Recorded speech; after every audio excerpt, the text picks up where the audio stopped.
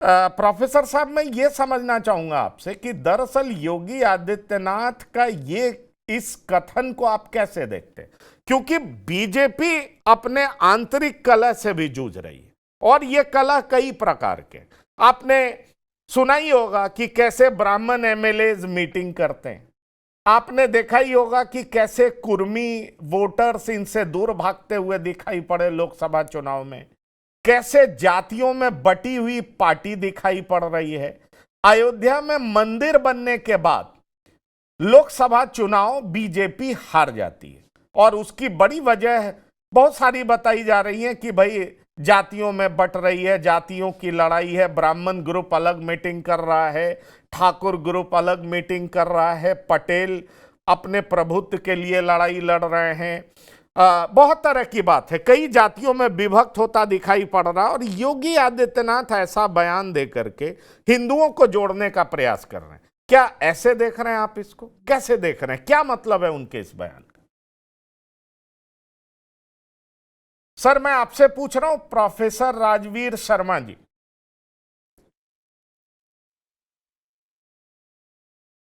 Sir, आपको मेरी आवाज मिल रही है?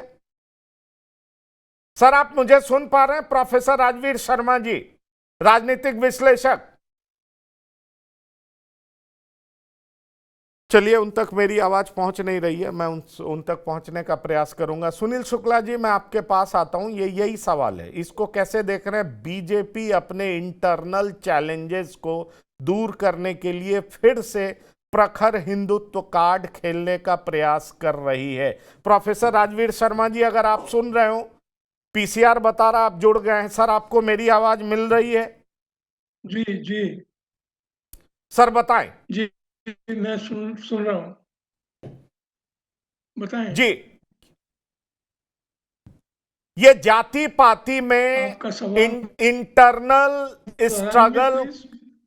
जो इंटरनल कॉन्फ्लिक्ट है बीजेपी का, उसको दूर करने के लिए योगी आदित्यनाथ फिर से प्रखर हिंदुत्ववादी दिखने का प्रयास कर रहे हैं, या उनकी जो ओरिजिनल छवि है उसी पिच पर, उसी इमेज पर वो चुनाव लड़ना चाह रहे हैं? पंकज जी, मुझे लगता है कि जो आप बीजेपी में इस विषय पर कोई इंटरनल कॉन्फ्लिक्ट, प्रथम की राजनीति है बीजेपी की, और इसलिए इस मामले में भी राष्ट्र प्रथम।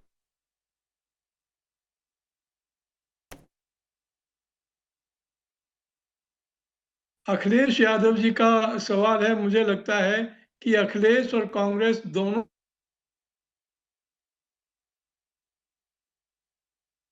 आप इनका ऑडियो सुनाइए, अगर वीडियो में प्रॉब्लम है इनका ऑडियो सुनाइए। पीसीआर। ठीक है, मैं तब तक सुनील शुक्ला जी से यह सवाल पूछूंगा, यह बीजेपी की नई रणनीति दिखाई पड़ती है क्या, या योगी आदित्यनाथ अपने ही स्ट्रांग पॉइंट पर, जो उनको दिखता है कि जो उनकी छवि है उसी छवि पर चुनाव लड़ना है? सुनील शुक्ला जी, कैसे देख रहे हैं कल के इस बयान को? बाबरी अब कहां बनना है? बाबरी तो वेस्ट बंगाल में बनना है, या एक विधायक धन्यवाद हुमायूं पंकज जी। कबीर इसकी यह बात कर रहा है? धन्यवाद पंकज जी, यह बीजेपी की कोई नई रणनीति नहीं है, यह परंपरागत रणनीति है। सवाल यह है कि 2 टर्म से जो सरकार सत्ता में है उत्तर प्रदेश में, उसको मंदिर बने मस्जिद बने उससे क्या मतलब? सरकारों का और राजनीतिक दलों का काम थोड़ा है मंदिर मस्जिद बनाना। ये जो उस धर्म के अनुयायी हैं अपना बनाते रहेंगे। बाबरी मस्जिद तो आपने सही कहा कि उत्तर प्रदेश में कोई बनने की बात तो कर नहीं रही है। मस्जिद बनेगी वो सर्वोच्च न्यायालय ने निर्णय कर रखा है, तो क्या सर्वोच्च न्यायालय के निर्णय को सरकार रोक लेगी? बाबरी मस्जिद के नाम पर न केवल मुख्यमंत्री जी तो बोल ही रहे हैं ना, पश्चिम बंगाल के नेता लोग वही बोल रहे हैं। अर्जुन सिंह जी को के नेता, उनका बयान आया कि किसी को भी मस्जिद बनाने का अधिकार है। बाबरी के नाम पर अगर मस्जिद बनेगी तो हम उसको ढा देंगे। सवाल इस बात का है कि आप इस तरह का बयान इसीलिए दे रहे हैं ना कि एक पोलराइजेशन हो। आपके पास गवर्नेंस के नाम पर बात करने के लिए कुछ बचा नहीं है।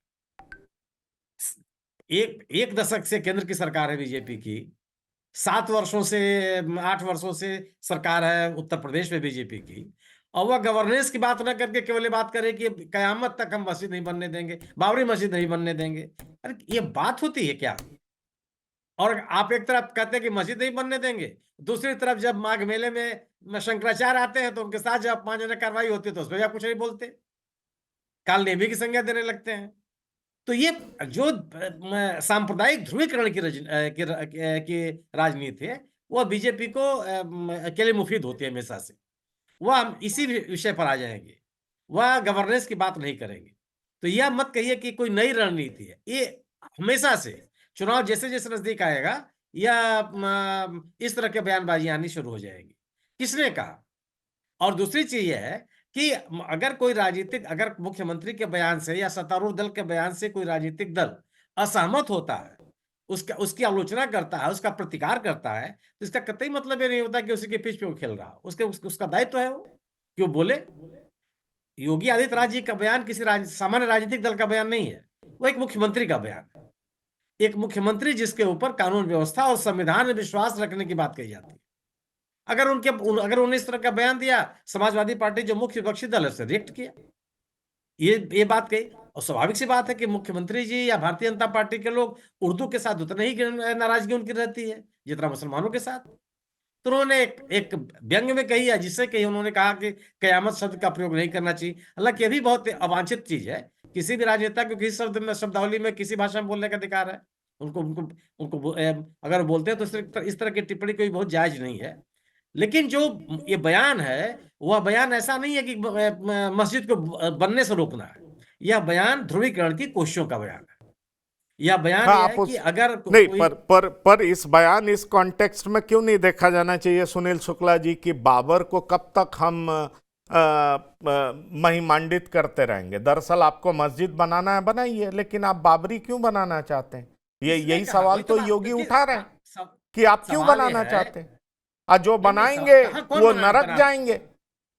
अरे भाई, सवाल इस बात का है कि कोई बनाना चाहता है या नहीं बनाना चाहता, कौन किसका आदर्श है या नहीं है, वो समुदाय समझेगा।